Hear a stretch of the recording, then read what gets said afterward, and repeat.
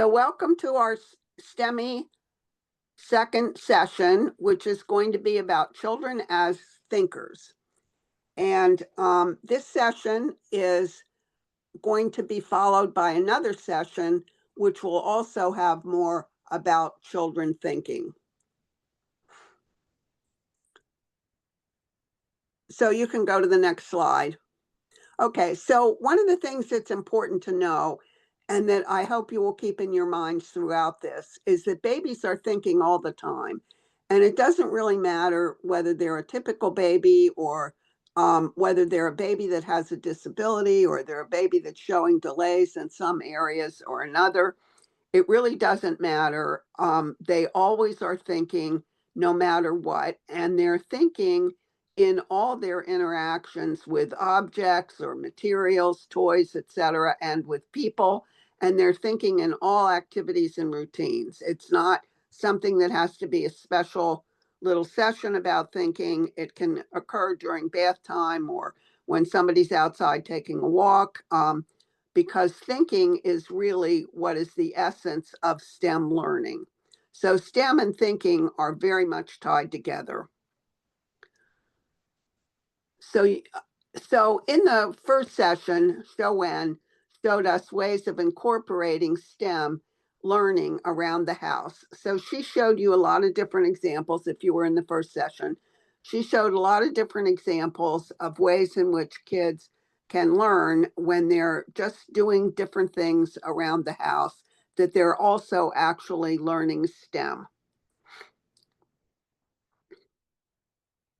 In the second session, this one, and in the third sessions, we're going to explore thinking and how babies show us what it is that they know.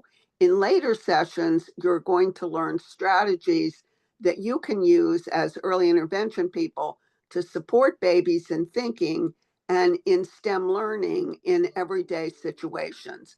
And we assume that those will also be strategies that you might use when you are coaching families about what they can do during routines like bath time or things like that, going to bed at night, where you are not, as an early intervention person, likely to be physically present. So these webinars are brought to you by the STEMI Early Intervention team. And this team includes myself, Pip Campbell. It includes Joanne, who you met last week. And it includes Tana, Tana Neufeld, who you will hear in future sessions as part of this. Throughout all these sessions, we are very lucky to have Kellen Reed, who is a person who is helping us with technology and who is also in this particular session going to be running a number of polls where you will be able to express your opinions about various situations and what you think about them. So let's get started.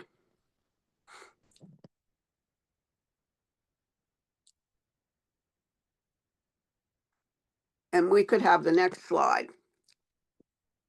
Okay, so let's see. The first polls we're going to have are ones about who's in the room. So see if you can click on how long you've worked in EI, what's your role, and did you attend the first webinar? This will let everybody know who's in the session.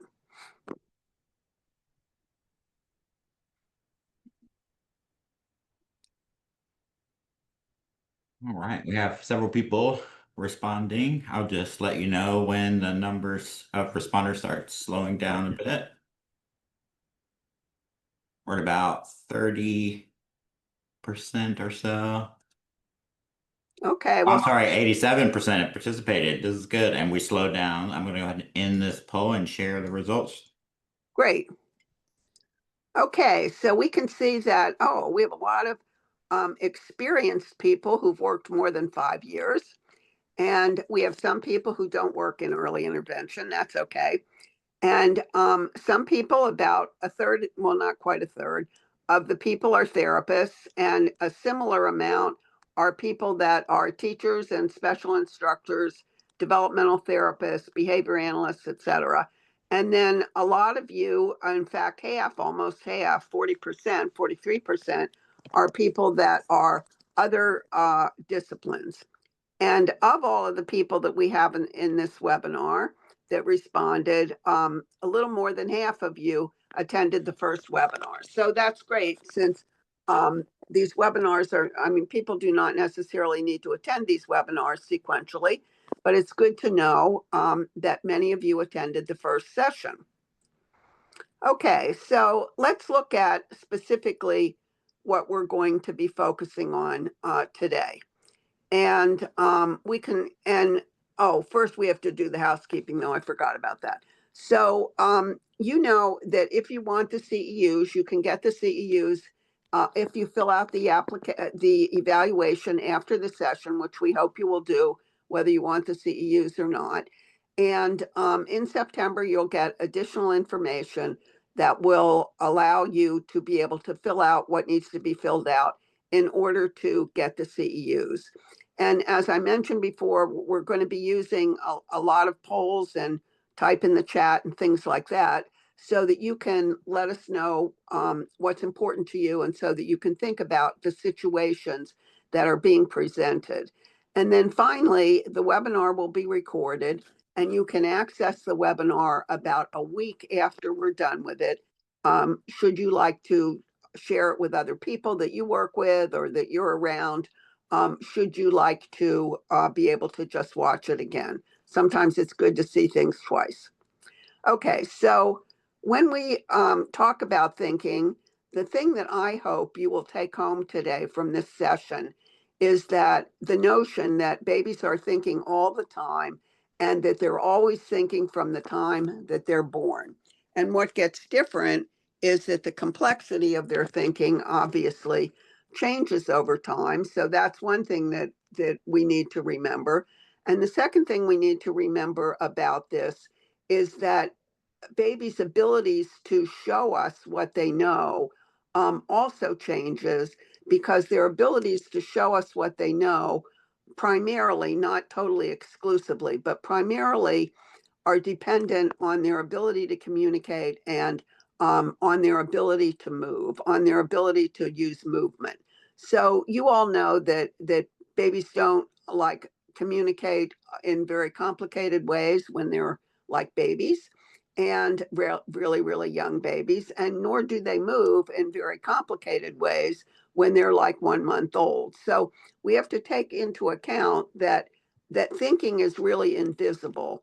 All the other things that we think about in early intervention, like, you know, can the child walk, or are they learning to feed themselves, or whatever it is that we want them to do developmentally, or that their families would like them to do, that all of those things are observable. It's pretty easy to say, oh yes, this child can put the spoon in his mouth. But it's really challenging to know what they're thinking about because thinking is kind of invisible and dependent on these response modes. Okay, next slide.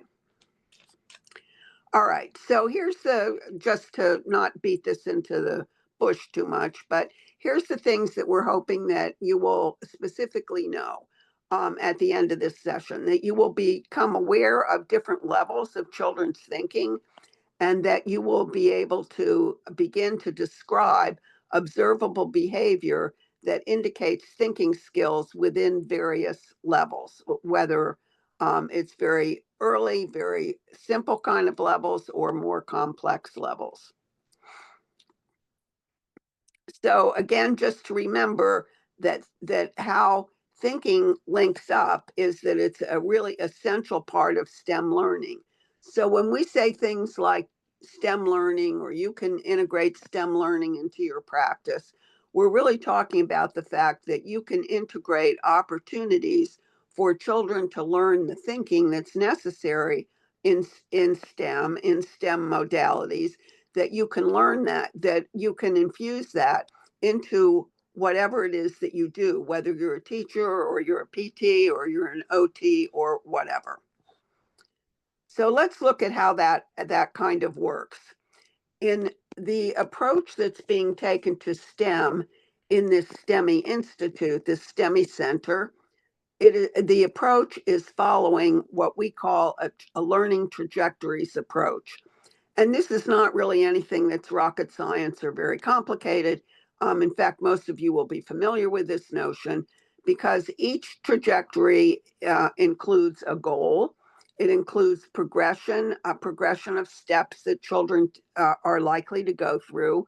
And it also includes strategies that can be used to teach children or provide children opportunities to move from one step to another.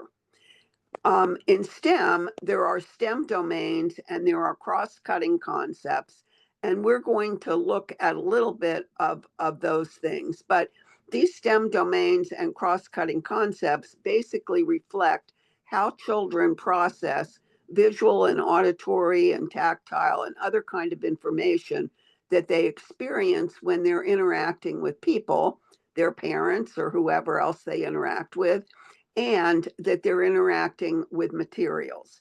And when we say materials, we mean materials in a very, very broad based way. It doesn't mean necessarily that it's a toy. It doesn't mean it could be almost any kind of thing that you could think about in terms of what kids experience in their particular environments. So next, on the next slide, you're going to see just the same kind of learning trajectories approach, but now it's in a domain, a gross motor domain, that's probably more familiar to you than the domain of science or than the domain of engineering. So here you can see how this works, and I think this will help you see that the STEM stuff is really functions in a way that you already know. So the goal in this particular situation is for somebody to get in and out of sitting independently. The progression is they first sit with support, then they sit using their arms for support, and then they sit, but they're kind of wobbly, and then they sit and they're able to be able to sit there and maybe engage with some materials, play with a toy, whatever it is that they're doing, move their arms in some way. They might be able to sit and move their arm up so that their mom can put the shirt over their arm. And then finally, we get to functional sitting, which is when children can really get in and out of sitting without assistance. So this is a typical trajectory that you all would be familiar with. And you would also know some of the strategies that we use or that are used by children to be able to get to this goal of getting out in and out of sitting independently. Those strategies are things like we encourage kids, we provide them opportunities. If a child is never put on the floor or is never given an opportunity to sit, then that limits their ability to get good at sitting. So we encourage children. We give them lots of opportunities for practice. If you're an occupational therapist, you probably know the notion of the just right challenge. We kind of present them with situations where it's challenging, but they can still be successful. And then doing other things that we would do that would be very typical, like, place objects out of range so that the child has to move a little bit to get it. Just different things that will help kids acquire strength and balance and things that they need to be able to be good sitters. And that's exactly how this works when we're talking about science or when we're talking about engineering or we're talking about technology, which in STEMI we call computational thinking. Okay, next slide. All right, so I just wanted to put this in there so that you all would be familiar with the STEMI Learning Trajectories website. So STEMI has two websites. I think many of you would be familiar already with the regular STEMI website, but this is this particular STEMI website that deals with learning trajectories. And you can just see here the front page where you can see that you can click on cross-cutting concepts or you can click on science. I mean, not science, I'm sorry. You can click on domains and then you can get to what these various learning trajectories are for children who are acquiring or learning more about science or learning more about any of these particular areas. So that's a reference for you for later. if you want to look this up. Okay, so now that you kind of have a thought about what a trajectory is like, let's look specifically at what the STEM domains and cross-cutting concepts might be. So we see that there's science, and within science, we have different kinds of science, like life science or earth science. We have an emphasis on technology, and as I mentioned earlier, in STEMI, we call technology computational thinking. We have an emphasis on engineering, which is investigation, design, and evaluation. Those are the kinds of areas that children learn about and are able to do in more complicated ways. And we have math. So on the Learning Trajectories website, math is its own learning trajectory and its own website. And when you go to the website that Kellen just put in the chat, and you look at that, you'll see it gives you a link of how to go to what's called LT2, which is the learning trajectories for math. And then here you also see what are three kind of cross-cutting concepts that people are thinking about at this moment, one of which is cause and effect, which I'm sure many of you are familiar with that. One of which is form and function, which is just a way of saying, do children, understand that the function of a cup is to drink, or do they understand that the function of, let's say, a particular uh, toy is that you can crawl over it? Do they understand about different forms? And the more conventional things we would think about here are things like colors and shapes and things like that. And then finally, the third cross-cutting concept is connections. So, and connections has to do with how you see objects together and how you put them together and how they sequence and things like that. So when you look at these are just to kind of give you or root you in what it is that we're talking about when we talk about STEM. And I don't STEM is there are many things that children learn, and when children are babies, we don't usually think about them having opportunities or learning about things like STEM or like literacy that are more what we would think about traditionally as being more associated with children who are preschool or older toddlers. But these are just the same as kids learning about gross motor, or kids learning how to manipulate objects, or kids learning about how to communicate. These are just the same things. It's kids learning about science or kids learning about engineering, and remembering that even though traditionally we have seen these as being topic areas that are more associated with older children and older children's learning, that within the STEMI Institute, we're trying to look at how these same concepts are associated with children who are infants and infant toddlers and not even yet preschoolers. So this will just root you in what that is. Okay, the next slide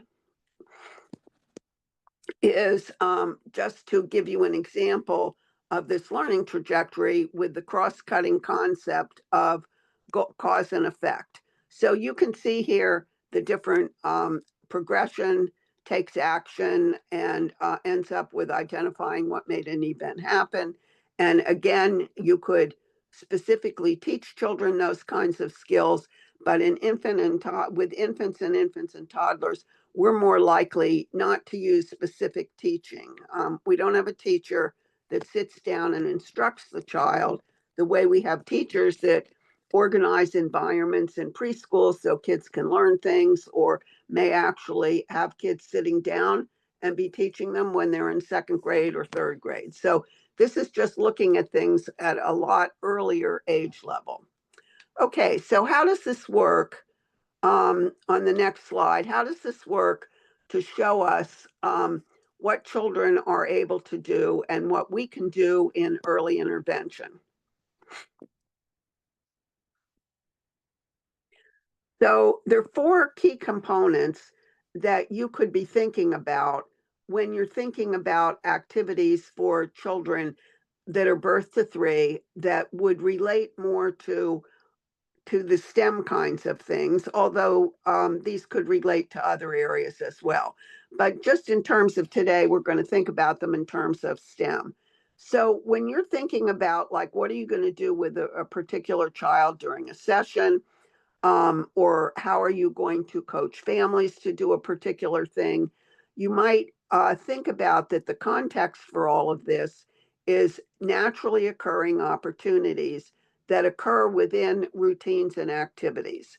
So these are the kinds of situations that we're going to want to think about that optimally occur naturally or occur spontaneously and within many different activities that families engage in. And we're going to think about them in terms of what kind of STEM domain or cross-cutting concept is or could be incorporated into whatever naturally occurring learning opportunity you've thought of.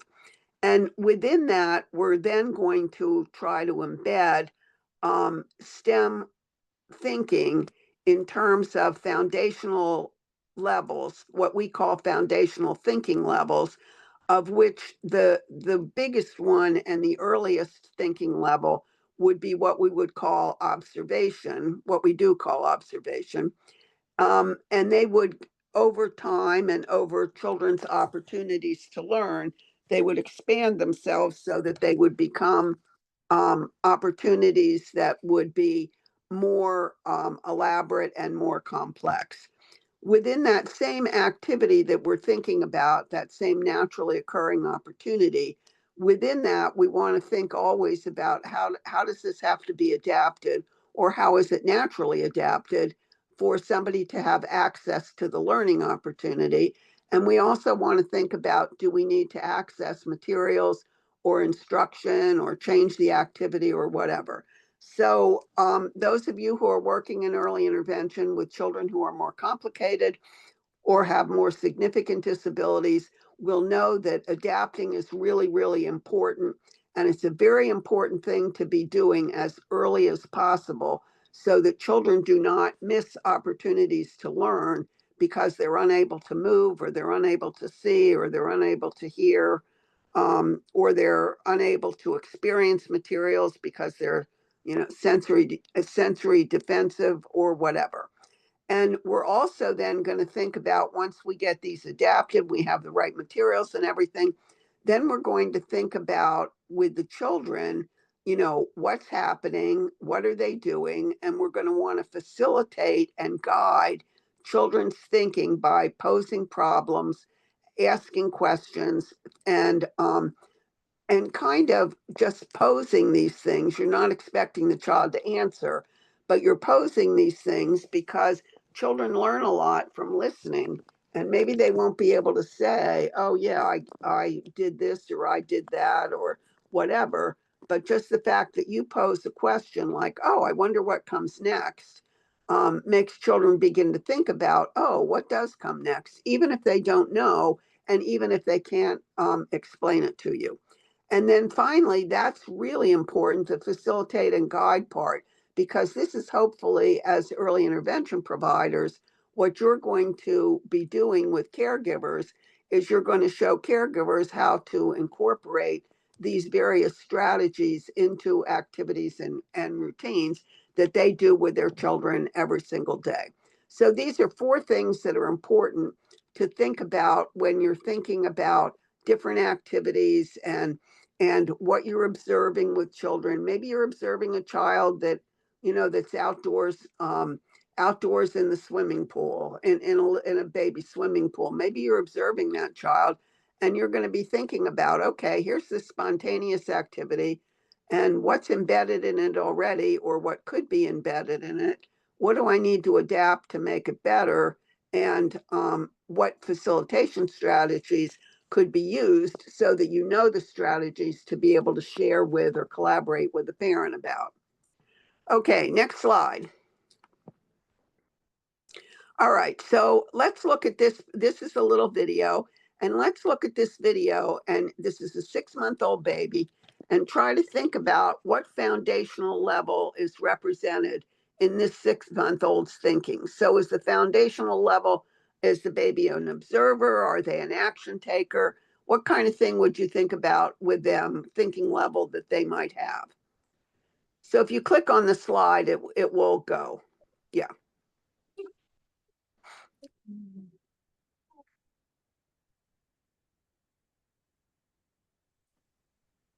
Where'd she go?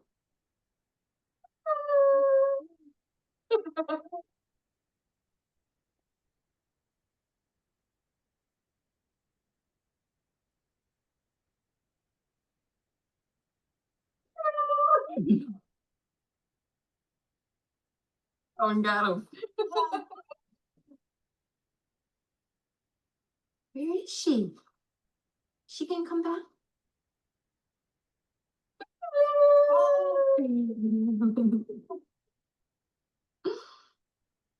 Minute go. Minute go.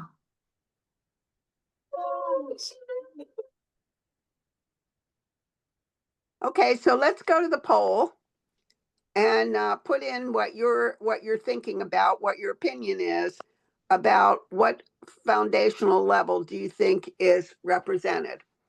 Is this baby an observer? Is this baby an action taker? What do you think?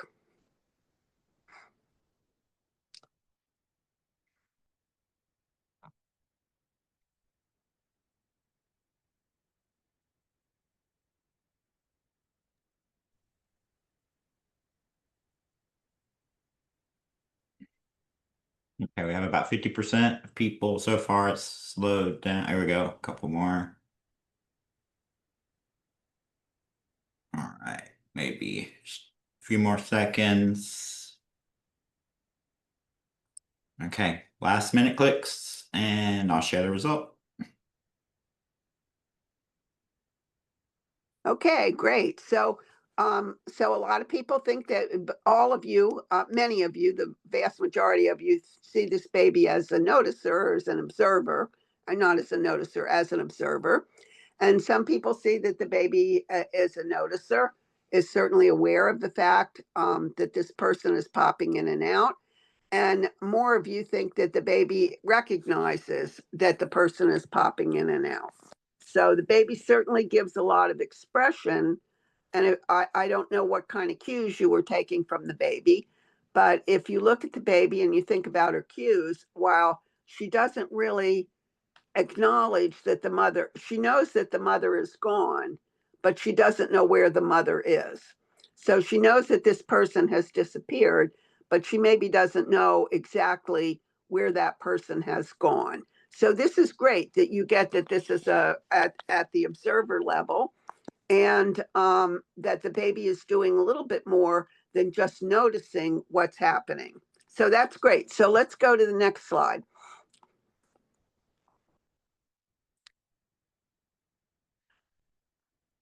And you could click by that since, yeah, okay. So now if you look at this activity, which is really a spontaneous activity, you can see that this is a created game between the caregiver and the child. It represents physical science and maybe some other kinds of STEM concepts in science as well. Um, you want to always embed opportunities for the baby to be an observer and to be able to take the baby from being a noticer to being more of a recognizer. And if the baby was a recognizer, a lot of a recognizer, this baby's maybe not as sophisticated at recognizing yet. But if the baby was more sophisticated at recognizing, then we might want to take the baby into more of an action taker. So we don't think about this particular situation as being action taking because this baby is not individually impacting on something. She's not totally passive, just lying there looking at something, but she's also not exactly acting on something. So, but either way, it's still representative of the foundational level. So if there's an adaptation, the adaptation, excuse me, that you see here is that she's got a lot of ability to move around because she's in the basket. And the basket provides her support so that she's not going to fall over or she doesn't have to use her hands for something. She can just focus on what this game is. And the instruction that's being provided is really opportunity. This game offers a lot of opportunity. It offers lots of practice, and it offers repetition of the same thing again and again. So these are the sorts of things that, as early interventionists, you want to think about so that you're more intentionally thinking about them, so that you can then show them to families if families are interested in learning about it. Okay. All right. So just to kind of summarize this, children learn a lot on their own. And oftentimes, when we're the professionals who are working with them, we don't think about the fact that they learn things that we weren't even specifically teaching them. So I often think about an early intervention. It's a very, very good thing that children learn more than what's on their IFSP, because they learn many, many, many things that they learn on their own through exploration, that they learn particularly through adult guided situations, instruction in naturally occurring activities. And those are the things primarily that parents are going to have the opportunities to do, or if the baby's in childcare, that the childcare people are going to be able to do. And then they also learn through the specific activities that we create for a particular purpose. And they also learn by creating opportunities to learn a particular skill. And this is kind of what adults do.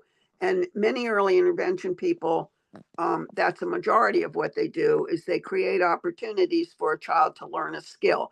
But we want to balance that by also thinking about all these other opportunities that children have that we might not be in interaction with them on, but that we can show families how to do it.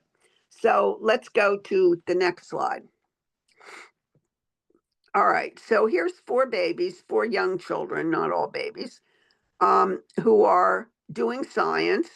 They are learning science, and they're learning in particular about physical states of matter, so to speak.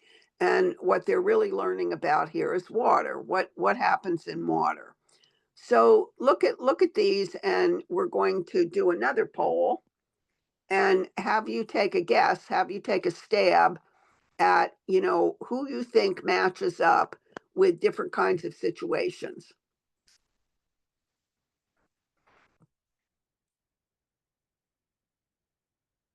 Okay, so look at this and think about, like, which child do you think is an action taker?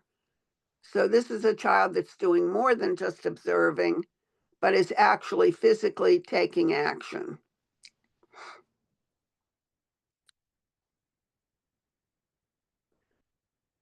So click either A, B, C, or D.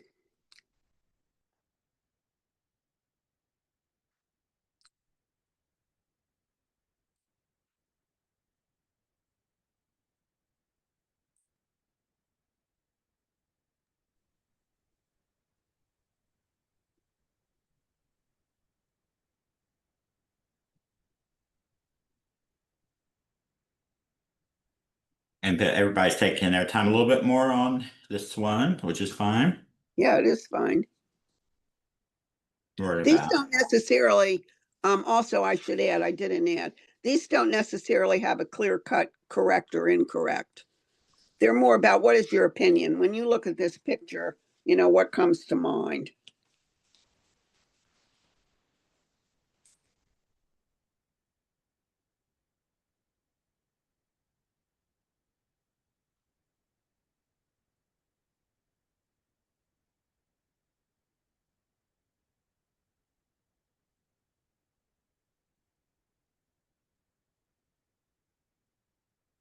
All right, and just so people know, if you, it might be that you have to scroll down to see the rest of them. We got a lot of respondents so far on the first one. So the second one is like a notice in a play activity that an adult has created. Which child would you say is a noticer? Their thinking is at the noticer level, the observer level, in an activity that the adult created. And the third one is, which one do you think is a baby that's a recognizer?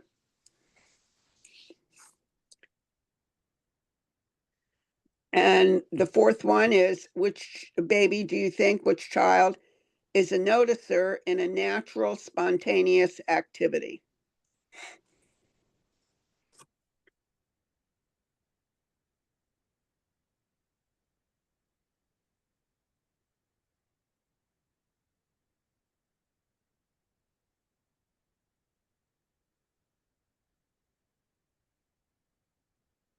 I want to make sure people have enough time to go through. But I think we're pretty good. We had about 18 or about 50% have completed all of them. Okay, that's good. Okay.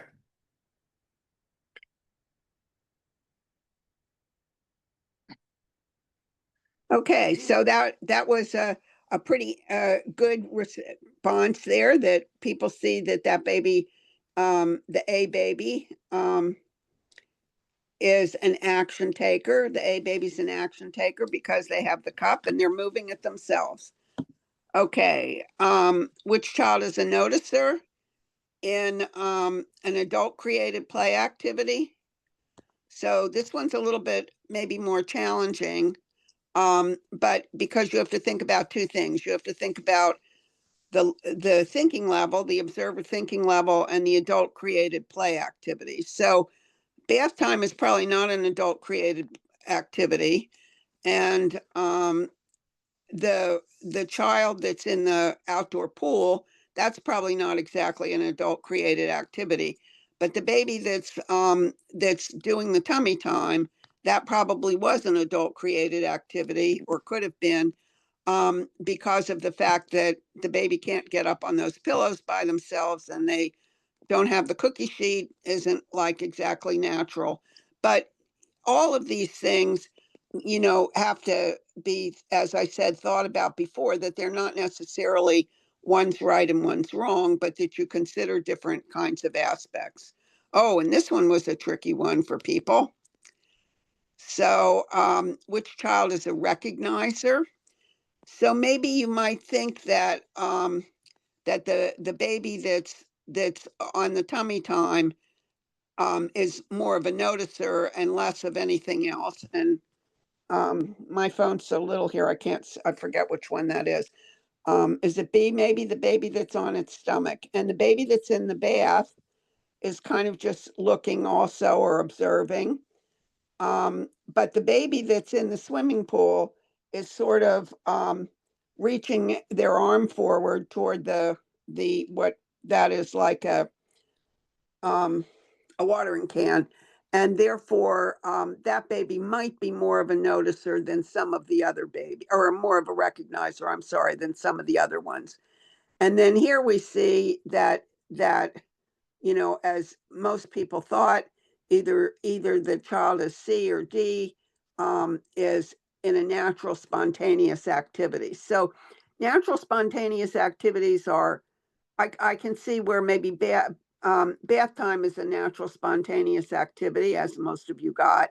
And also some of these other ones are natural spontaneous. And it's hard to just see something from one slide, but this is great. I think you all have sort of an idea of some things are simpler and some things are more complex. So let's go to the next slide. And just think about, within these various levels of observer, and which is like noticer and recognizer kind of together, or in the action area, where there's even more complicated skills. Most of the more complicated levels, many different thinking skills occur during each of those levels. And this particular list here just happens to be a list that derives from a Piagetian perspective of thinking, but there would be other lists that you would be able to see that might not be this exact same thing. And many of you who maybe are doing assessments with kids would see cognitive kinds of skills that would be adult organized activities, but they would recognize some of these different kinds of concepts. So we're going to look more at these concepts also next week. So I'm not going to go through them exactly in detail here. But if we go to the next slide, you can and click on that, you'll see, listen to this video with this little girl and see if you can think about what kinds of things, thinking skills she's using, and what kind of behavior it is that she shows us that she knows these skills. How do you drippy drop, Amelia? That's up. Good morning. Drip drop, drip drop.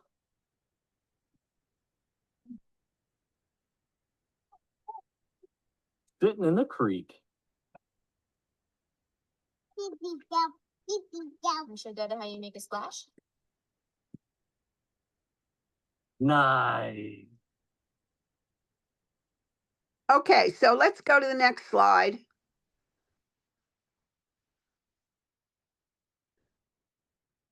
And you don't necessarily have to type in the chat because we're a little bit behind here. But if you look at these different kinds of cognitive skills, she showed a number of different ones.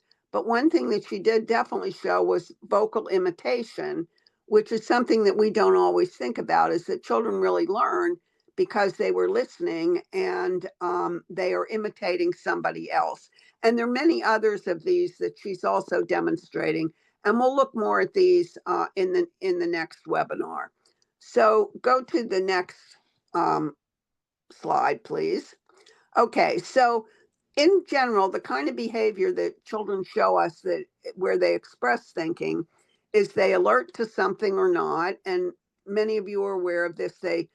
You make a loud sound and a kid startles. That would be a good example of alerting. Kids show us a lot through movement and manipulation. They show us a lot through their expressions. It could be a change in their body posture, or it could be a change in their facial expression. They show us a lot through communication, and they show us also a lot through vocalization. So these are some of the categories. These are some of the things that we have to look at to be able to understand what children are thinking. Okay, next slide. All right, again, you can see here for her, for Amaya, it was a spontaneous outdoor activity. It's about physical science. She's definitely an observer, and we would want to be able to scaffold things that would take her into being also an action taker, or would take her into having more action taking. And she's got, again, instruction provided by opportunity, practice, repetition, and demonstration or modeling, whatever you want to call it, that we do. And this tape, I think, is a good example of how parents model. And we, in early intervention, we often do it in a much more sophisticated way, which maybe isn't even always necessary for children. Okay, move on. All right, so we're thinking again about thinking occurring in everyday activities and routines, and about how children tell us about their thinking being tied to developmental competence. And again, as I mentioned in the beginning, particularly motor and communication domains. So now we're going to run through some slides pretty quickly that show us how some of these things are organized when we're in early intervention. All right, so click on this video and watch this little boy in this block activity. It fell off the tray.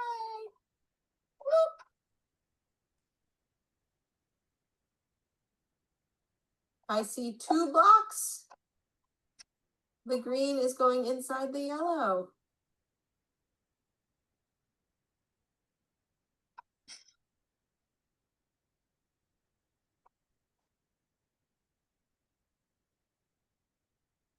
Yes, so.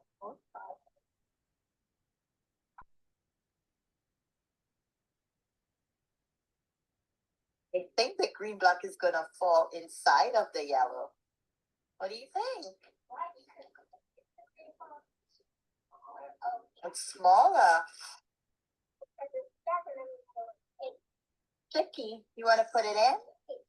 Boing. Uh-oh, where did the green block go? It's inside the yellow block. Should we dump it out?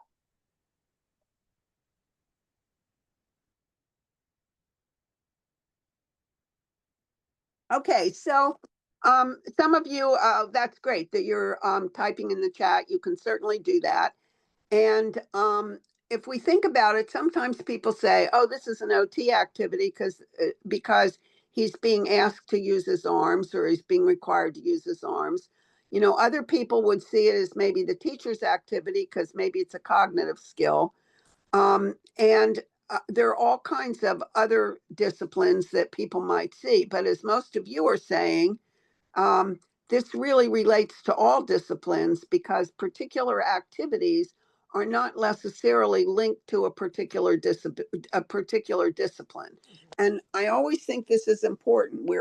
No matter who we are or what we are, we're always teaching kids communication. We should always be teaching kids motor responses and motor opportunities to respond motorically.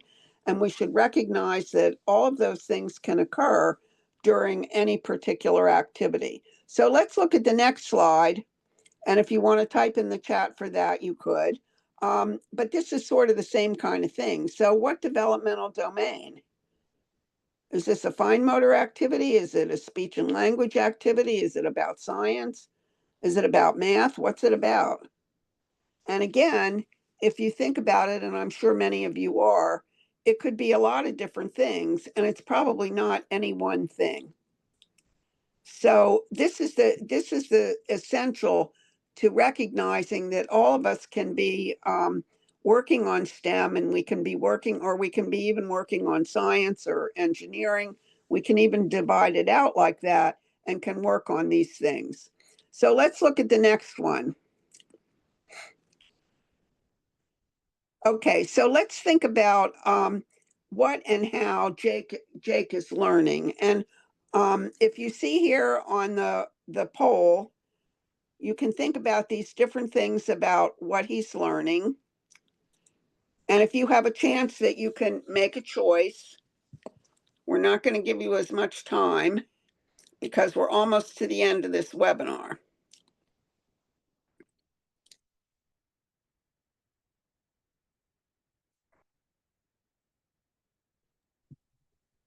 Okay, Kellen, how many people do we have now? They're coming in rapid, about 20%. Oh, okay. Well, let's see what 20% thought. Okay.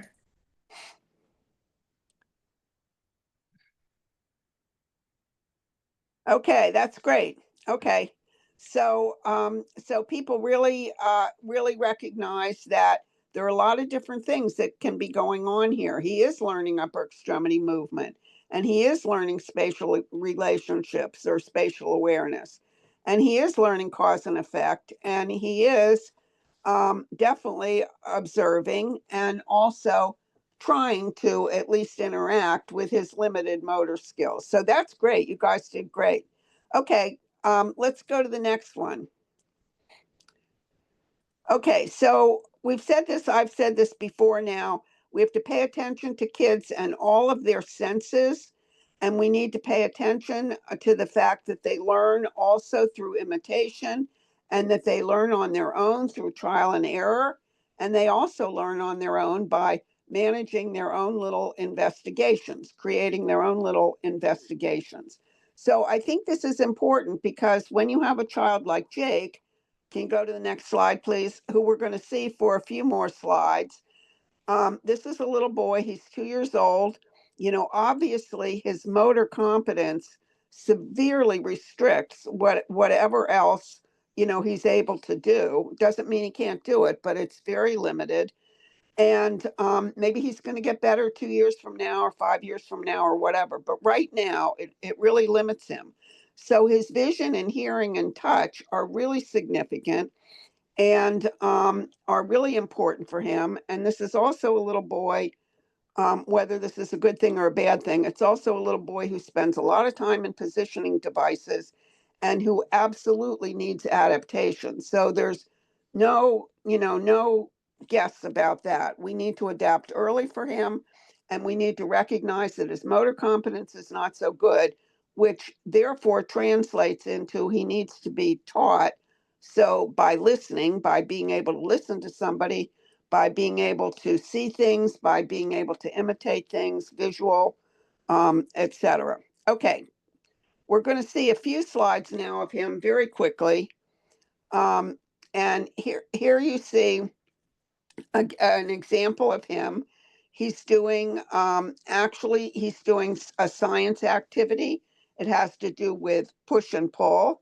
He's all adapted in this chair, and there's liquid on his tray table that makes this truck go a little bit better. But while he's learning about using his hands and upper extremity skills, he's also learning about STEM and learning concepts of push and pull at the noticer level, and probably also a little bit at the action taker. Okay, next slide. We're going to be very quick here. So we can see that he's in here that he's you can take a guess or be quickly responding to this.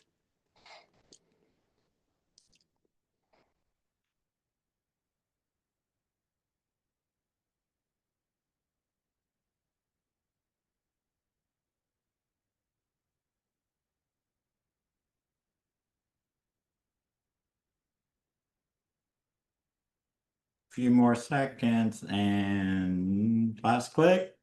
Okay. Okay.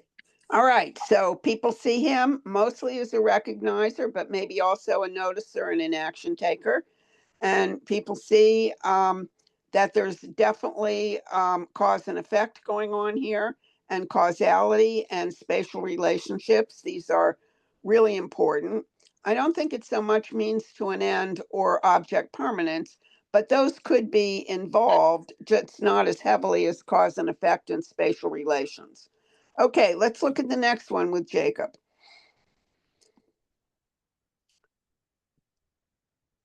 Okay, so think about how this same opportunity could be extended into family routines and activities that are not about playing with toys. And this is something that's always a challenge for all of us, because we might not be there at the times that these activities are being done. But let's look at the next slide. Okay, and think about meal times.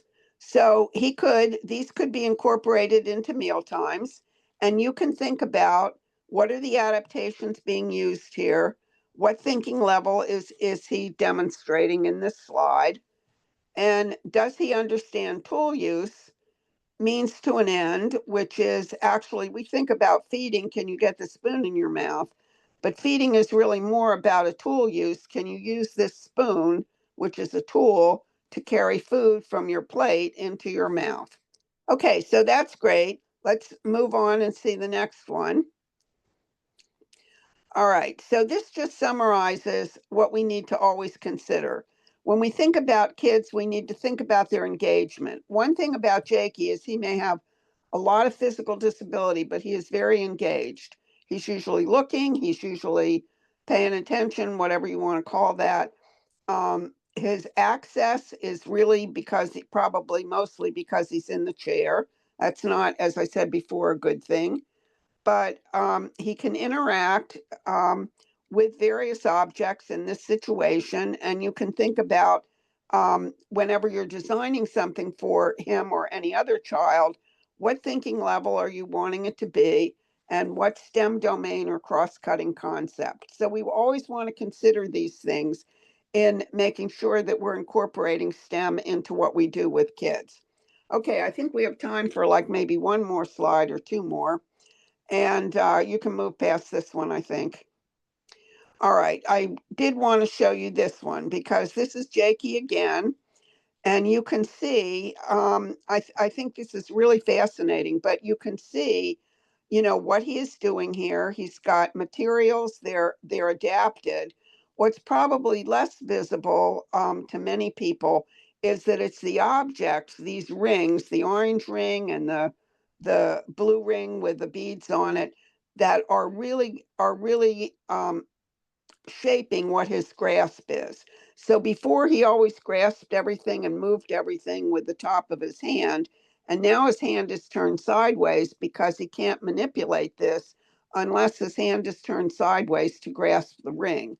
So it's the size of the ring that's impacting his motor ability in this situation.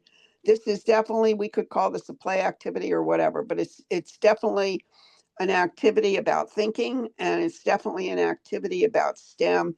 And the thing I love so much about this, and I think we will pretty much end on this, the thing I love the most about this is look at his sense of satisfaction.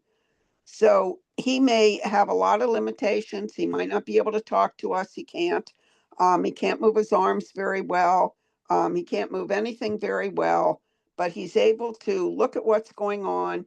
He's able to manage some things motorically when we've adapted things. And these are the ways that we begin to tell that children maybe are really competent in thinking when in fact we didn't think they were competent in thinking because they can't do some of those other kinds of activities.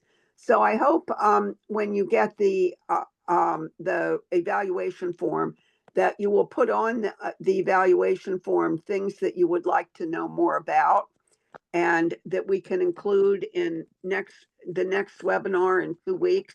That's also going to be about thinking. What other kinds of things about thinking would you like to know? And I'm sorry to have breezed through this so rapidly, but I had a major crisis with my computer. And so I'm doing this off of my phone, my first time ever. You guys are probably experts at doing things off your phone. So thank you very much for your attendance. And I will be next week, next webinar, and the same thing. And then Tana will be showing you why STEM is important, what it means to you. And we'll also be doing different kinds of activities and different kinds of information. So I thank you all for participating.